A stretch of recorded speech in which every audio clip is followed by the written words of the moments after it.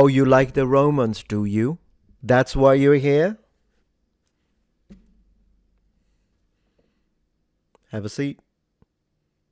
When I recorded this, I didn't have that background light though. Are they gonna notice? Hello, number ones. Welcome back to my channel. This is the Metatron speaking, and I found an interesting video on a channel where I wasn't really expecting this type of content, so I thought, hey, how about we check it out with the noble ones?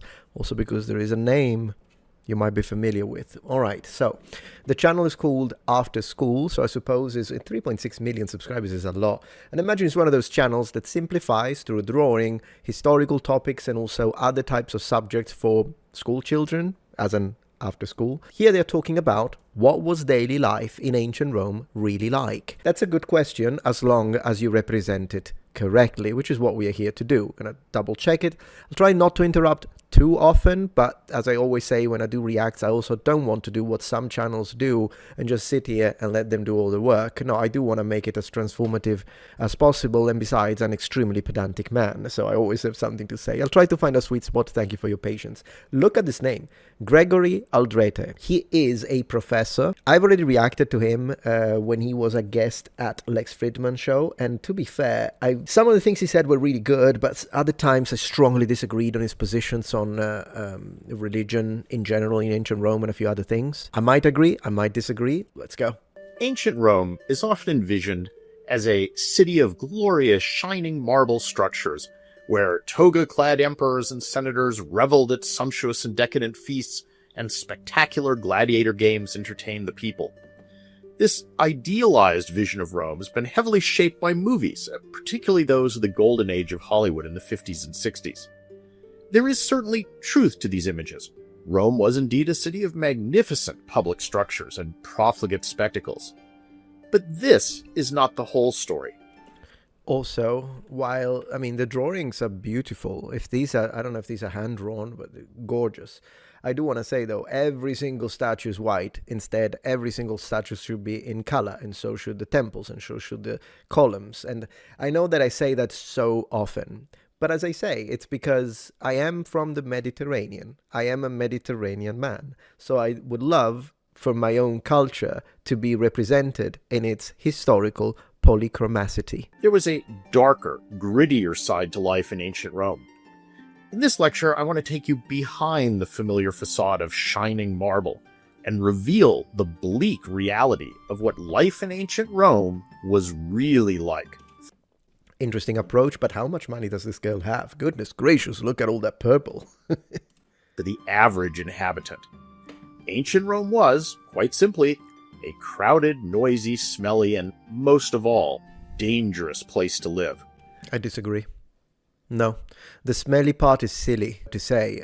Sure, of course, there would have been some areas, depending on where you go, but I don't think that's an apt descriptor. But let's see how he justifies it.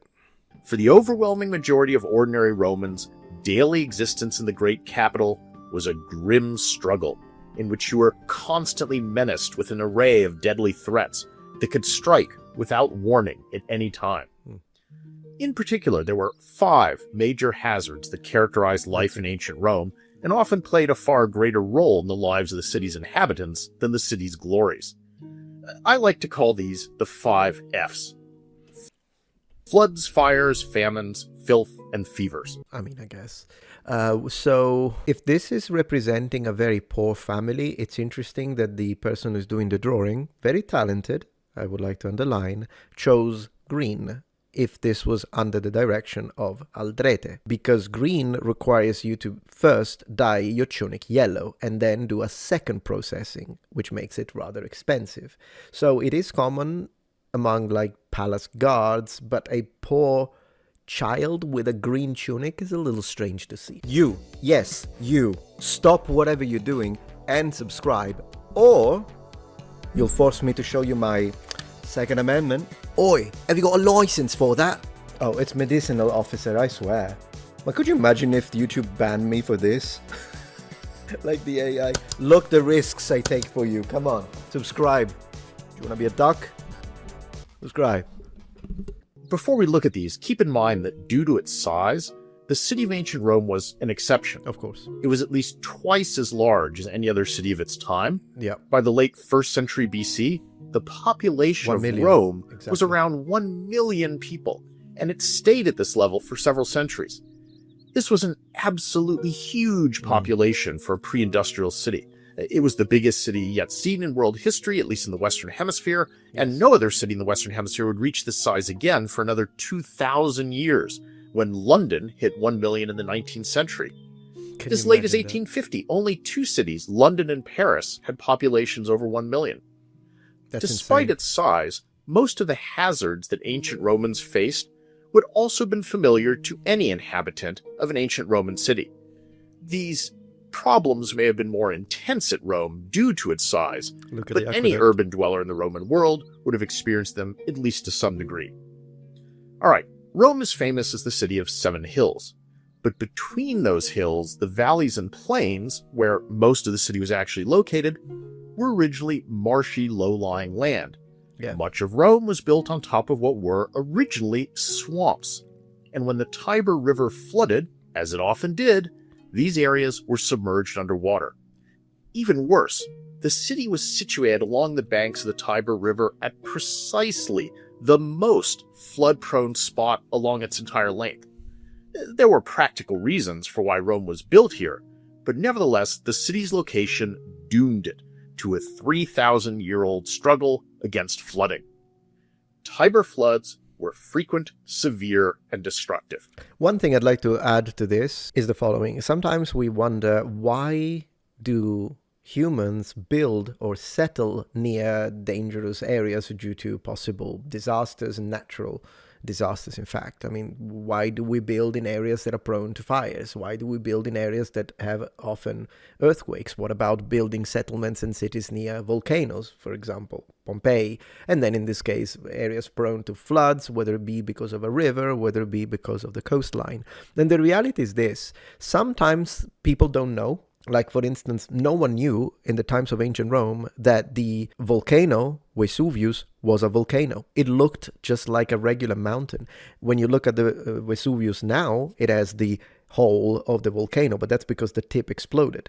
Before that, it just was a single one. In fact, if you see representations, paintings and murals of Mount Vesuvius before it exploded, when Pompeii was still a thing, it just looks like a regular mountain. It doesn't have the cavity that it has today. And it is very likely that the previous volcanic eruption was prehistoric, which is why there was no memory of it in the Roman population. But this is not the only reason. Sometimes people do, and we still do it. We populate everywhere, and the reality is that oftentimes the benefits of an area outweigh potential risks that may or may not ever happen. And sometimes, as I say, there are situations, I mean, at the end of the day, they built an empire out of Rome, so clearly the benefits outweighed the problems that they still had to deal with. The problems were there, but there were other benefits, including defendability of areas and the ability to be able to incorporate natural defenses with artificial battlements. On average, there was a major flood about every 25 years, Yeah. and minor ones about every 5 years. The worst of these could result in water levels that rose 50 feet above normal, and that inundated nearly all the major regions and monuments of the city, including the Roman Forum, the Colosseum, the Circus Maximus, and the Pantheon. As we've seen with recent disasters such as Hurricane Katrina in New Orleans, floods wreak great havoc on both the city and its inhabitants. Many buildings can be undermined or weakened by the waters, resulting in spectacular collapses. Yes, but in ancient Rome, that needs to be contextualized, Professor Aldrete, because we do know that Roman concrete was specifically developed with the idea of working and functioning underwater, to a point that Roman concrete self-heals, and in fact it gets stronger when in contact with water. As he mentioned, it's very likely that the Pantheon got inundated several times. It's still standing, no problems. Concrete is intact. The floods also caused the sewers to back up, spreading filth and disease, and spoiling the vital food supplies stored in the city's warehouses. These floods could be so severe that boats were needed to travel through the flooded streets of the city. The ancient author Cassius Dio notes several such occasions, including one during the reign of Augustus, when the streets were navigable by boat for 7 days. We have other Venice. ancient accounts describing floodwaters sweeping people off their feet in the Roman Forum, knocking over bridges, and flooding out public spectacles being held in the theaters and in the Circus Maximus. Not surprisingly, the wealthiest Romans overwhelmingly chose to locate their houses atop hills. That still happens in Italy, by the way. If you go to Naples, the posh parts are up, up on the top. It's still a thing. And once again, we have a super rich purple person here. Which insulated them from many of the negative consequences of flooding. The poor, the vast majority of the populace, had to settle in the low-lying areas. Most of the buildings destroyed by floods appear to have been insulae. That's the often shoddily constructed apartment buildings in which most ordinary Romans lived. Yeah. Contrary to the impression one might have from movies, most urban Romans lived in apartment buildings, not individual houses. Floors. An inventory of buildings in the city of Rome from the 4th century AD notes that at that time, there were about 47,000 apartment buildings in Rome, but only around 1,800 houses. I like that. Nice. While those fortunate enough to live on hills might have evaded floods, no one in Rome was safe from the ubiquitous and constant threat posed by the next danger, fires. At night, the only light source was small lamps fueled by olive oil. Also, everyone had to cook over open flames. Not surprisingly, in the cramped living conditions of the city, it was all too easy for a spark to jump to a combustible surface, or for someone to knock over a lamp and ignite a dangerous fire. Man, the way that the city was laid out exacerbated the threat of fires. I just love the way, I just want to commend the person who's doing the drawings. You're so good. He looks so nice. Look at that. His tunic caught fire. It's funny. Do you see how one of the vegetables is clearly purple? Actually, purple, it was a more common color to see, both in ancient Rome and in the medieval period when it comes to the colors of vegetables. There are several types of vegetables that we eat today that have lost the purple. For instance, carrots. And there are a few others that in period instead would have had purple as their typical color. So the colors of vegetables, or a table filled with all sorts of foods from the land, would have been different in period. Because Rome had grown organically from a small village, its streets were a jumbled maze of narrow, twisting paths, which offered little or no barrier to the spread of fires. Under these conditions, once a fire had grown beyond its starting point, it was nearly impossible to extinguish. It seems that not a night went by without a serious fire somewhere in Rome, and larger fires that destroyed entire neighborhoods appear to have occurred roughly every other year. One ancient source describes a group of friends climbing up to the top of a hill and watching a section of the city burn down, apparently as a form of entertainment. We know of at least 85 major fires, but the worst of all was the Great Fire of 64 AD, which broke out around the east end of the Circus Maximus. This terrible conflagration burned for 9 days, and by the end of it, nearly the entire city was affected, with 10 out of Rome's 14 districts devastated by the inferno. In an attempt to combat the danger posed by fires, the first Emperor Augustus set up a brigade of 7,000 night watchmen who patrolled the city carrying buckets and axes. When they spotted a fire, they would fill up their buckets at the nearest fountain and fling water onto the blaze. Basically, the ancient Roman equivalent of firefighters.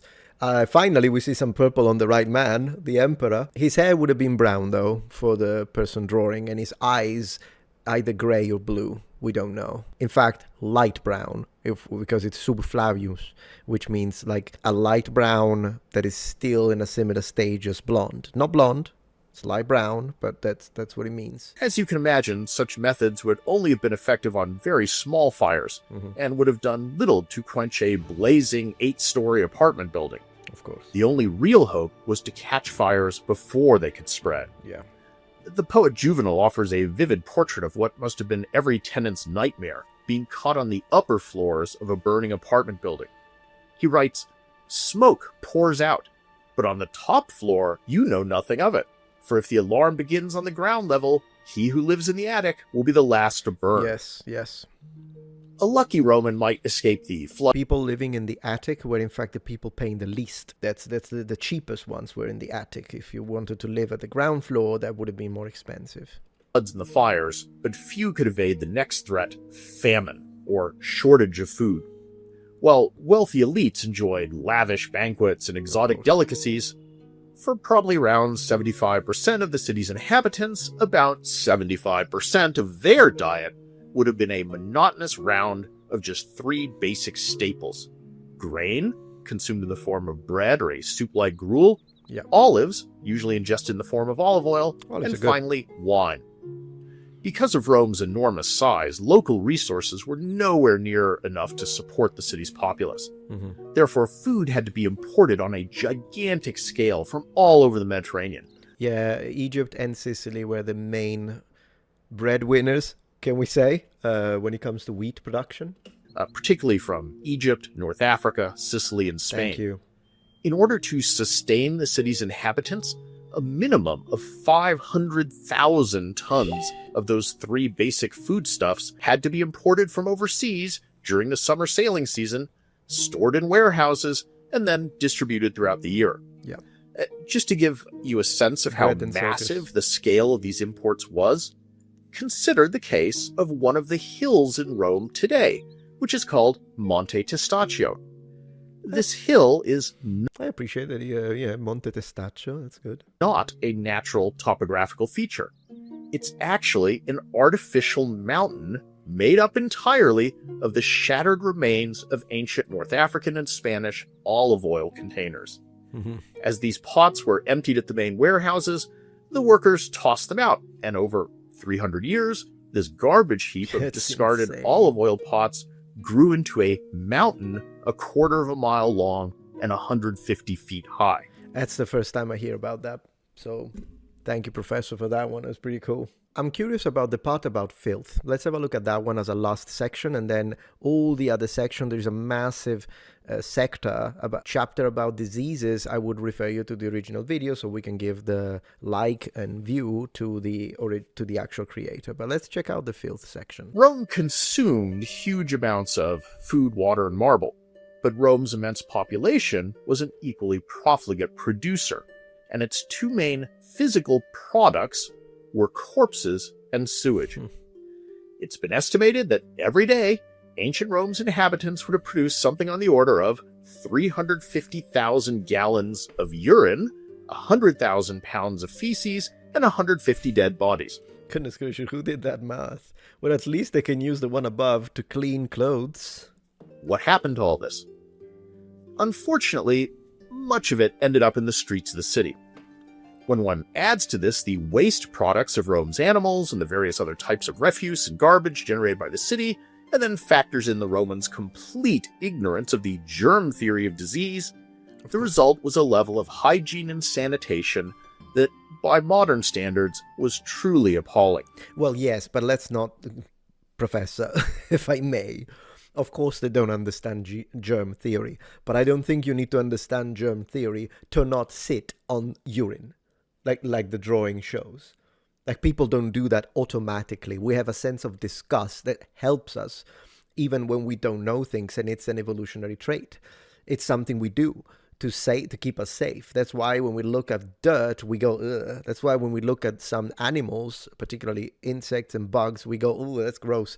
Because that kind of repulsion helps us survive. It's a natural characteristic. No one would sit on urine while someone else is throwing a bucket of more urine and waste onto them, like the person above you. You're telling me they do. I don't know. I don't want to put words into the professor's mouth. I always try to steel man people's arguments, but the way this is represented with all people throwing waste on top of other people while they're sitting on it, no. I mean, come on. Of course, it wasn't as sanitary as modern cities, although then again, it depends which area of the world. With that being said, no. While the majority of Romans received some basic form of cremation or burial, it's been estimated that each year in ancient Rome, at least 1,500 human corpses ended up simply abandoned in the streets, where they rotted and were scavenged by animals. Public officials may occasionally have had these corpses hauled away, but a number of ancient literary anecdotes testify that decomposing bodies were a common sight in the streets. In fact, so familiar was this scene that the writer Marshall wrote a poem describing a beggar dying in the streets who, with the last of his strength, is trying to fend off these scavenging vultures and dogs that are gathering to feed on him. Even the highest levels of Roman society were not insulated from such sights. Another author tells the story of a street dog which ran into the emperor's palace and dropped a human hand that it was carrying in its mouth beneath the emperor's dining table. That's crazy. By the way, he tells this story not because such scenes were shocking or surprising, but only because the emperor interpreted this as a good omen, since the hand was a symbol of power to the Romans. Adding to the human bodies in the streets would have been thousands of carcasses from Rome's considerable population of animals, both domesticated and wild. What happened when an ancient Roman had to go to the bathroom? Here, one must remember that the primary purpose of Cloaca Rome's Maxima. sewers was not to carry away waste, but instead to provide drainage. While there were some large public latrines, relatively few structures possessed bathrooms that were connected to the sewers. There are actually some compelling reasons you would not want a direct connection to the sewer. There were no valves or water traps in Roman plumbing, so a lot of things you would rather not have coming into your Of home course. would have gained easy access, Of course. such as noxious smells and gases, and all sorts of sewer vermin and pests. Because of this, in most Roman dwellings, the latrine would have consisted of a clay pot in a corner that, when full, was, in theory, supposed to be lugged outside and down the street to the nearest sewer opening where the contents could be poured in. Particularly for the poor, most of whom, remember, lived on upper floors of high-rise apartment buildings, hauling a large pot full of reeking sewage down many flights of stairs was not exactly an appealing prospect. Throw me off the window. Therefore, many of these chamber pots were emptied by the much simpler expedient of waiting until no one was looking and then dumping the pot's contents out the window. Yeah, so the situation would differ depending on the social status and the area. Do remember, though, that because one thing is not being mentioned, it's obvious, but one thing is not being mentioned is that the Romans were into personal cleanliness, though, when it comes to, like, public baths and whatnot. Anyways, so I kind of liked the video, didn't agree with everything, but in general, kind of what I was expecting. It did provide quite a lot of mentions from the sources, so I do appreciate that overall, and I absolutely loved the drawing, so that was cool to watch. Thank you for watching, noble ones. I'll see you tomorrow. If you appreciate my content so far and wish to help ensure my ability to continue to tell it how it is, regardless of any possible backlash, please support this channel on Patreon. Any support helps me and my team of academics keep the channel strong and gives us the means to fight back against the political rewriting of history. Stand with us, form the wall, defend the truth.